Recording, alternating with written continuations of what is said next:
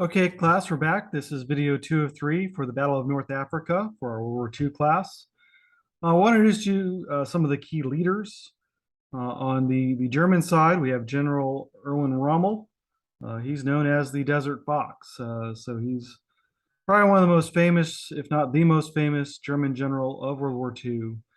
Um, he he's part of the early Battle of France and distinguishes himself there.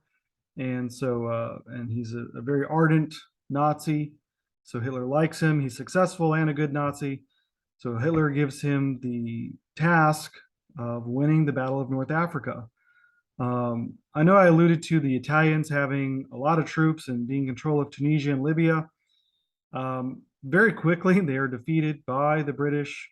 It's very clear the Italian will to fight and the Italian tanks and other war vehicles are not equal to the British. And so the Germans have to come to the aid of the Italians. We're going to see this theme over and over again through the war.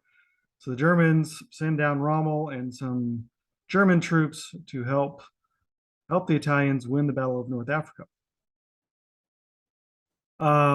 Opposing him initially are the British.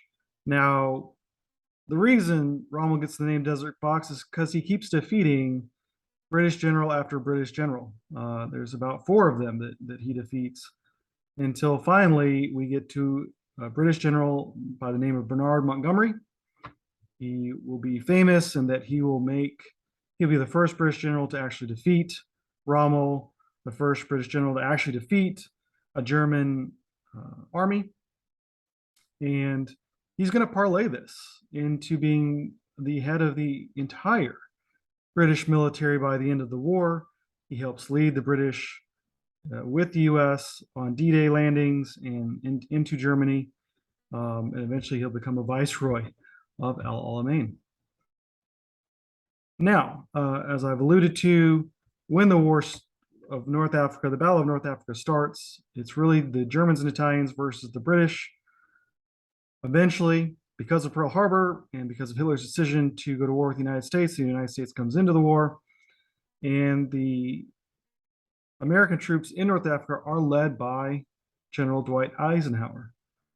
Once again, his success here in North Africa gets him to lead the entire US military effort and eventually the entire Allied effort into the invasion of France, D-Day invasions, and eventually into Germany itself.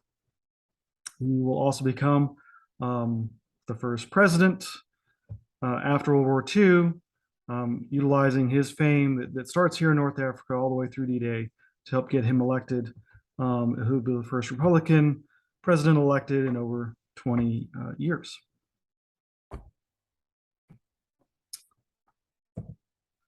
Okay, I'm a real map person, I'm a real visual person, so I hope those of you who are not kind of bear along with me. I hope you can see my pointer as I talk about this. So we've got Libya, we've got Egypt. Over in the east here, we have Cairo, and here is the Suez Canal. Just on the other side of this is Saudi Arabia and Israel and all the rest of the Middle East. So in March of 1941, again, before D-Day, I can't stress this enough, Rommel and his German troops primarily strike out across. Now they're going to follow this road.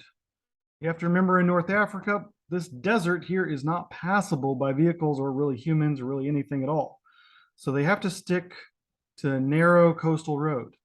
So Rommel's going to strike out. He's going to move east. He will not take Tobruk the first time.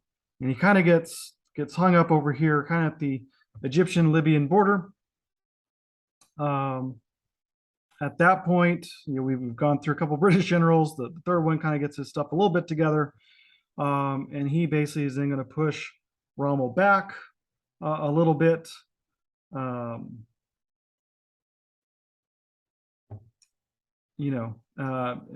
then the seesaw begins again. So Rommel's going to start out again in 1942, so just 8 months later. And this time he's going to take Tobruk. He's going to get past this pass right here. He's going to get all the way to El Alamein right here. And you can see Al Alamein is not that far from Cairo.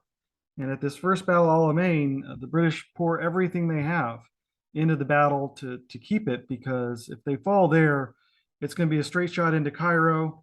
And again, at that time, the Muslim Brotherhood and other other Islamic leaders have been calling for the overthrow of the British, the empire, and they are welcoming in the German liberators. So the British know if they're defeated there, it's not like they're going to fall back to Cairo and get supported. And but because by this point in 1942, Hitler is so preoccupied with Russia, he doesn't send the gasoline, the tanks, the planes, the soldiers that Rommel needs to really finish the job, because he's busy sending them to Russia. And so Rommel gets basically stuck there. He gets stopped at Alamein because he's literally out of gas and bullets.